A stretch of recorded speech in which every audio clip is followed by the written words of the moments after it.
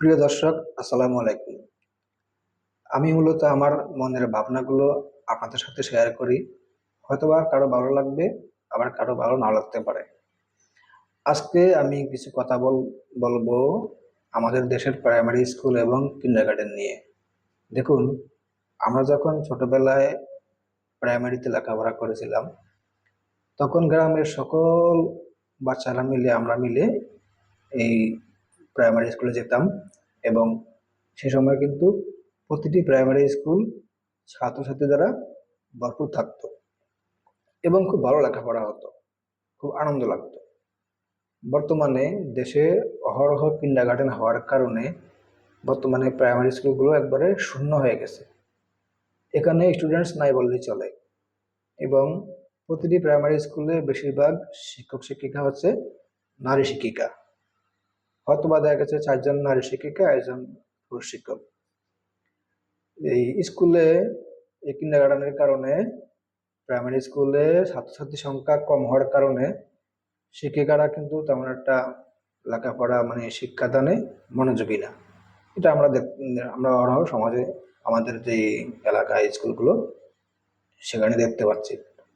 তারা স্কুলে যায় মূলত এই মোটামুটি যেমন তেমন পড়ায়, রান্না বান্না করে, কিছু খায়, আবার চলে আসে।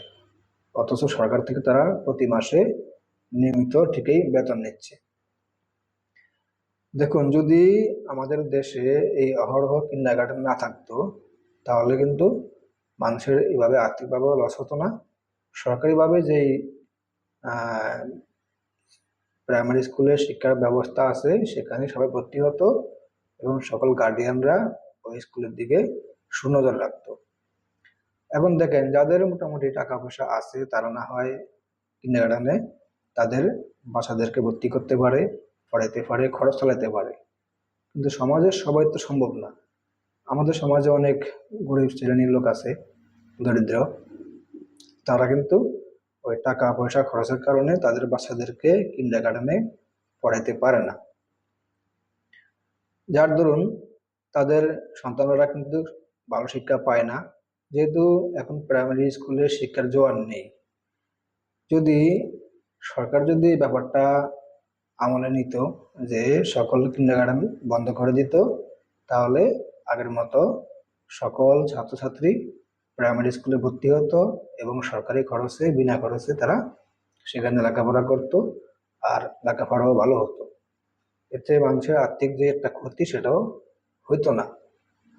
এবং আমরা আরো দেখতেছি যে বর্তমানে প্রাইভেটের যে একটা বাণিজ্য শুরু হয়েছে, এই প্রাইভেট বাণিজ্যের কারণে মোটামুটি অনেক ফ্যামিলি কিন্তু তাদের বাচ্চাদেরকে পড়ানোর জন্য খরচ দিয়ে তারা কুলাইতে পারে না।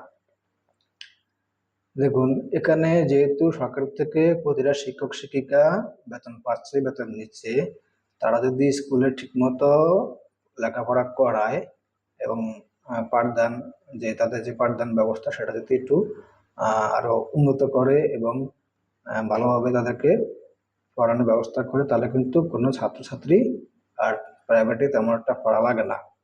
পড়লেও দেখা গেছে অথবা বছরে 2-3 মাস পড়লে চলতো। কিন্তু এই প্রাইভেটের যেটা বাণিজ্য, এই বাণিজ্যের কারণে ওই শিক্ষকেরাও কিন্তু স্কুলে অতটা মন দিয়ে তারা শিক্ষাদান করে না। তারাও আশা থাকে যে স্টুডেন্টসরা আমাদের কাছে আসবে, প্রাইভেটে ভর্তি হবে, পড়বে, আমরা সেখানে একটা টাকা পয়সা পাবো। আমরা আশা করব আগামীতে যে সরকারি ক্ষমতা আসুক না কেন, যাতে ব্যাপারটা সুনজরে নেয়, নজর দেয়, যে এরকম প্রাইভেটের যে বাণিজ্য এটা যাতে বন্ধ করে দেয় এবং যে কিন্ডারগার্টেনগুলো আছে এগুলো বন্ধ করে দিলে প্রাইমারি স্কুলটা আগের মতো একদম সুন্দরভাবে চালু হবে এবং লেখাপড়া ভালো হবে, মানুষেরও আর্থিক ক্ষয়ক্ষতিটা কম হবে। প্রিয় দর্শক, আজকে এই পর্যন্তই। ভালো থাকবেন। আপনারা আপনাদের মতামত কমেন্টে জানাবেন। আসসালামু আলাইকুম।